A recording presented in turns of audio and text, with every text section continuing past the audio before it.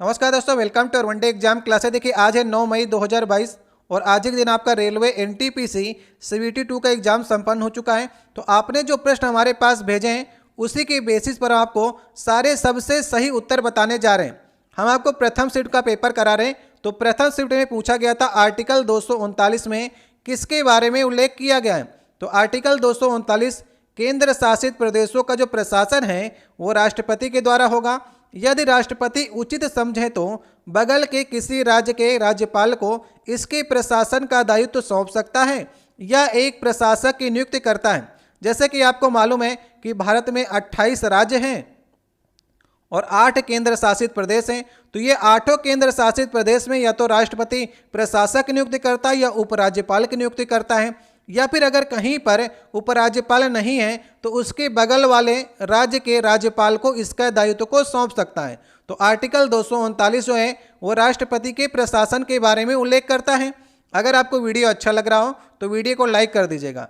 अगर आप लोग पहली बार चैनल पर आए हो तो नीचे आपको लाल रंग की सब्सक्राइब की बटन दिखेगी, उसे दबाकर लाल से काली कर दीजिएगा ताकि आने वाली वीडियो है वो आपके पास सबसे पहले पहुंच सकें। देखिए अगला क्वेश्चन पूछा गया था आईपीसीसी का फुल फॉर्म आपसे पूछा गया था। तो इसका सही उत्तर था inter governmental panel on climate change. ये इसका फुल फॉर्म होता है। ये क्या है? एक संयुक्त राष्ट्र की आधिकारिक पैनल है जो जलवायु में बदलाव और ग्रीन हाउस गैसों का अध्ययन करता है। ठीक है, इसकी स्थापना कब हुई थी? 1988 में हुई थी। मुख्यालय कहाँ पर है? स्विट्जरलैंड के जिनेवा में आईपीसीसी का मुख्यालय है। ये क्वेश्चन आपके सारे जो बताने जा रहा हूं ये प्रथम शिफ्ट के क्वेश्चन पेपर में पूछे गए थे। अगला क्वेश्चन देखिए पूछा गया था महमूद खिलजी को हरा करके विजय स्तंभ किसने बनवाया था। तो ये सीधा सा क्वेश्चन पूछ सकता था विजय स्तंभ किसने बनाया। तो विजय स्तंभ को राणा कुंभा ने बनाया था। कब बनवाया था? 1448 ईस्वी में बनाया था। ये कहां पर पड़ता है? चित्तौड़ में पड़ता है। ठीक है, सारी आपको प्रश्नों के उत्तर जो है विस्तृत देने का प्रयास कर रहे हैं ताकि आपके आने वाली एग्जाम के लिए ये प्रश्न जो है इंपॉर्टेंट रहे। अल्लाह रखा खां कौन सा वाद्य यंत्र बजाते थे? ये क्वेश्चन आपसे पूछा गया था। अगर आप प्रथम शिफ्ट का पेपर देकर आए होंगे तो वहां पर आपको ये सारे क्वेश्चन देखने को मिले होंगे। तो ये तबला वादक थे जिनकी मृत्यु 2000 में हो गई थी। अल्लाह रखा खां के जो पुत्र हैं वो जाकिर हुसैन हैं, जो कि तबला ये भी बजाते हैं, जाकिर हुसैन। तो ऑप्शन की बात है, कहां पर आपसे क्या चीजें पूछी जा रही हैं। अगला देखिए क्वेश्चन पूछा गया था भारत का पहला अनाज एटीएम या फिर ग्रेन एटीएम कहां पर शुरू किया गया है। ये क्वेश्चन सारे आपके रेलवे एनटीपीसी 2 के एग्जाम में पूछे गए थे। तो हरियाणा के गुरुग्राम में पहला अनाज एटीएम स्टार्ट किया गया था, जिसके द्वारा आप एटीएम के थ्रू जो है वो अनाज को ले सकते हैं। अगला क्वेश्चन देखिए पूछा गया था परमाणु क्रमांक 30 किस तत्व का है। ये साइंस से क्वेश्चन पूछा गया था। तो परमाणु क्रमांक 30 जो होता है वो जिंक का होता है। ठीक है, जिंक किस श्रेणी में आता है? डी ब्लॉक में आता है। अगर इसके द्रव्यमान संख्या की बात करेंगे तो 65 इसकी द्रव्यमान संख्या होती है। अगला क्वेश्चन देखिए पूछा गया था बोडो भाषा किस राज्य में बोली जाती है। बोडो देखिए असम की एक जनजाति भी है। इस जनजाति के द्वारा ही असम में बोडो भाषा बोली जाती है। असम की राजधानी क्या है? दिसपुर इसकी राजधानी है। अगर सीएम पूछता आपसे, हेमंत बिस्वा शर्मा जो हैं वो असम के सीएम हैं। बोडो जो है एक तिब्बती वर्मा भाषा है जो कि असम में भी बोली जाती है। आपसे पूछा गया था 69वीं ग्रैंड मास्टर कौन बने हैं। ग्रैंड मास्टर जो बनते हैं वो शतरंज बनते हैं। आपसे 69 पूछा गया था जो कि अगस्त 2021 में हर्षित राजा जो पुणे के हैं वे ग्रैंड मास्टर बने थे। अभी तो देखिए इसके बाद 70, 71, 72, 73 ये सभी ग्रैंड मास्टर बन चुके हैं। आपसे 69 नंबर खास करके पूछा था। ठीक है, तो अगस्त 2021 की आपसे करंट अफेयर पूछा था। इसके बाद 70 नंबर पर देखिए कौन बने हैं? राजा ऋत्विक बने हैं ग्रैंड मास्टर। ये सारे अगस्त के बाद ही ग्रैंड मास्टर बने हैं। 71 नंबर पर संकल्प गुप्ता बने हैं। 72 नंबर पर मित्राब गुआ बने हैं। 73 नंबर पर भरत सुब्रमण्यम बने। तो सारे आपको ग्रैंड मास्टर के नंबर याद करके चलने हैं। नाम से आप कंफ्यूज हो जाएंगे। ऑप्शन में अगर आपको हर्षित राजा दिख जाए तो सही कर दीजिएगा। ठीक है, आपसे नंबर वाइज पूछा था ये सारे मैंने आपके लिए लिख दिए हैं आने वाले एग्जाम के लिए, ये सभी इंपॉर्टेंट क्वेश्चन है। अब देखिए आपसे पूछा गया था किस पैरा ओलंपिक खिलाड़ी ने टोक्यो पैरा ओलंपिक में 2 मेडल प्राप्त किए हैं। अगर आपने हमारी 200 प्रश्न की करंट अफेयर पढ़ी होगी, अगर रात में ही कल पढ़ी होगी, तो ये सारे प्रश्न आपको करंट अफेयर के उसमें देखने को मिल जाएंगे। हमने आपको बताया था अवनी लेखरा जो हैं वो जयपुर राजस्थान की हैं, जिन्होंने पैरा ओलंपिक जो टोक्यो को हुआ था उसमें 2 मेडल प्राप्त किए हैं। पहला 10 मीटर एयर राइफल में गोल्ड मेडल प्राप्त किया है, दूसरा 50 मीटर एयर राइफल में कांस्य पदक प्राप्त किया है, तो 2 मेडल प्राप्त किए हैं। इन्हें मेजर ध्यानचंद खेल रत्न अवार्ड 2021 भी मिला है, याद रखेंगे। और हमने आपको करंट अफेयर में पढ़ाया था कि पैरा ओलंपिक सर्वश्रेष्ठ महिला पदार्पण पुरस्कार भी किसे मिला है, अवनी लेखेरा को मिला है। ये सभी क्वेश्चन आपके आने वाले एग्जाम के लिए इंपॉर्टेंट हैं। इसके बाद देखिए आपसे पूछा गया था नील नदी का वरदान किसे कहा जाता है। ये क्वेश्चन आपके एग्जाम में आया था। तो नील नदी का वरदान मिस्र देश को कहा जाता है, क्योंकि मिस्र देश जो है वो नील नदी के किनारे काफ़ी विस्तृत हुआ है, और जो भी इसकी उपजाऊ जमीन है, इसका उपजाऊ देश है, वो नील नदी कारण ही है। ये कहाँ पर पड़ता है, अफ्रीका देश में पड़ता है। भीमराव अंबेडकर को प्रारूप समिति का अध्यक्ष किस दिन बनाया गया था। ये क्वेश्चन आपके एग्जाम में पूछा गया था। तो कब बनाया गया था, 29 अगस्त 1947 को बनाया गया था। ये डेट आपसे पूछी गई थी एग्जाम में। ड्राफ्टिंग कमेटी इंग्लिश में कहते हैं। ये प्रारूप कब बन करके तैयार होकर के संविधान सभा को भीमराव अंबेडकर ने कब दिया था, 21 फरवरी 1948 को प्रारूप बना करके सौंप दिया था।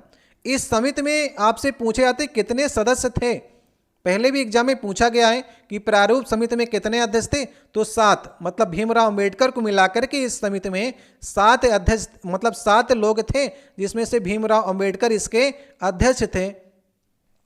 अगला क्वेश्चन देखिए पूछा गया था भारत का पहला जियो पार्क कहाँ पर बनेगा। जियो पार्क बनेगा मध्य प्रदेश के जबलपुर में बनेगा। इसमें क्या होगा, देखिए जियो पार्क में जो भूगर्भ शास्त्र की धरोहर हैं, जो हमारे पहले विलुप्त हो चुकी धरोहर हैं, उनको सजो करके किसी न किसी प्रकार से रखा जाएगा। तो ये जियो पार्क जो बनेगा जबलपुर में बनेगा। भारत में माजुली द्वीप जो है वो किस नदी पर है। ये क्वेश्चन आज आपके एग्जाम में पूछा गया था। तो ब्रह्मपुत्र नदी पर है। ब्रह्मपुत्र नदी कहाँ पर है, मतलब कि माजुली द्वीप कहाँ पर है, असम में है ब्रह्मपुत्र नदी पर। दुनिया का सबसे बड़ा नदी द्वीप है, मतलब आपको तो ये मालूम है कि द्वीप जो होते हैं वो ज़्यादातर समुद्र में पाए जाते हैं, लेकिन ये नदी पर बसा सबसे बड़ा द्वीप जो है वो माजुली द्वीप है। किस संवैधानिक कर्मी पर आरटीआई लागू नहीं होता है, मतलब किस संवैधानिक आयोग पर आरटीआई लागू नहीं होता है।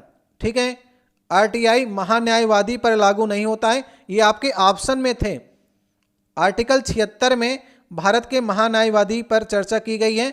तो आरटीआई जो है किसी न्याय संबंधी कार्य के लिए आप नहीं मांग सकते हैं, या फिर खुफिया एजेंसी के कार्य पर आप आरटीआई नहीं मांग सकते हैं। तो आरटीआई किस संवैधानिक निकाय पर लागू नहीं होता है, भारत का महान्यायवादी, ये आपके ऑप्शन में था। मौलिक कर्तव्य भारतीय संविधान में कब जोड़ा गया। ये क्वेश्चन आज आपके एग्जाम में पूछा गया था। तो 1976 में जोड़ा गया, 42वें संविधान संशोधन में जोड़ा गया। सरदार स्वर्ण सिंह समिति की अनुशंसा पर जोड़ा गया था। इसे कहाँ पर रखा गया, भाग 4 के का में रखा गया, आर्टिकल 51 के का में रखा गया। कुल कितने हैं, जब जोड़ा गया था तब 10 थे, अभी एक और बढ़ा दिया गया, तो टोटल 11 हो चुके हैं। इसे हमने किसके संविधान से लिया, तो रूस के संविधान से लिया है। तो ये सारे इंपॉर्टेंट क्वेश्चन आपके एग्जाम में पूछे गए थे। हेलीकॉप्टर सेवा प्रदाता पवन हंस जो कंपनी है, इसका अधिग्रहण किसने कर लिया है।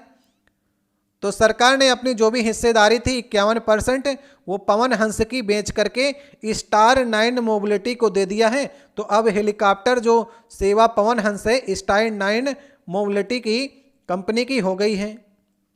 आपसे पूछा गया था दोराहा का युद्ध कब हुआ था।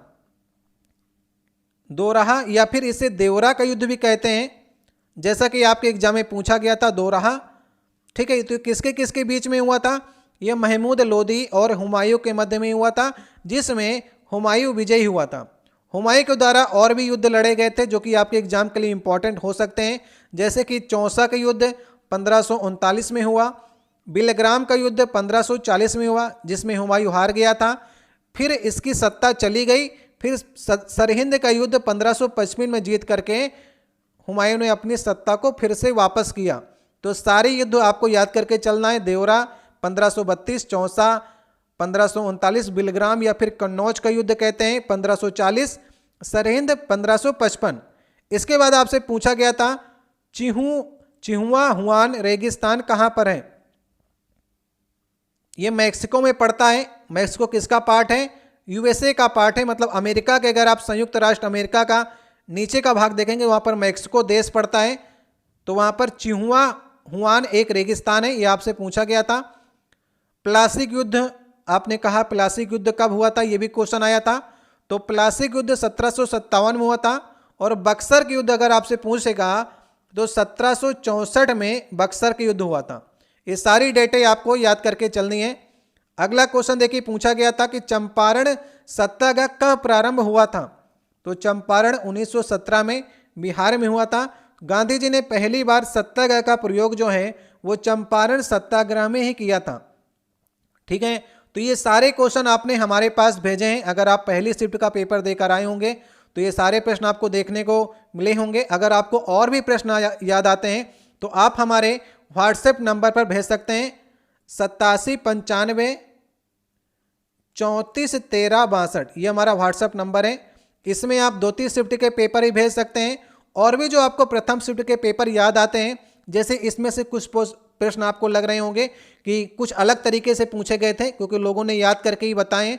अगर आपको लगता है कुछ अलग तरीके से पूछे गए थे तो आप एक पेपर में क्वेश्चन को शिफ्ट डाल करके बता दीजिएगा कि हम किस शिफ्ट का पेपर आपको भेज रहे हैं। जैसे कि लोग अपना प्रश्न भेज देते हैं, बताते नहीं किस शिफ्ट का है। तो अभी दूसरा शिफ्ट समाप्त हो जाएगा तो सभी आपको प्रश्न हम कराने का प्रयास करेंगे। 8795 34 13 62 ये हमारा व्हाट्सएप नंबर है, इसमें आप भेज सकते हैं। टेलीग्राम का लिंक आपको डिस्क्रिप्शन में मिल जाएगा, वहाँ पर इसकी PDF भेज देंगे, आप लोग देख लीजिएगा। जिनके आने वाले दिनों में एग्जाम है, ये सारे क्वेश्चन को देख करके आप डिसाइड कर सकते हैं आपकी तैयारी कैसी है और किस लेवल के क्वेश्चन आपके एग्जाम में पूछे जा रहे हैं। तो ठीक है, ये नंबर नोट कर लीजिए। किसी प्रश्न में डाउट होता है आप कमेंट बॉक्स में कह सकते हैं। जो भी प्रश्न आपको याद आए तो इस नंबर में आप भेज सकते हैं। मिलते हैं नेक्स्ट वीडियो में। बहुत बहुत धन्यवाद।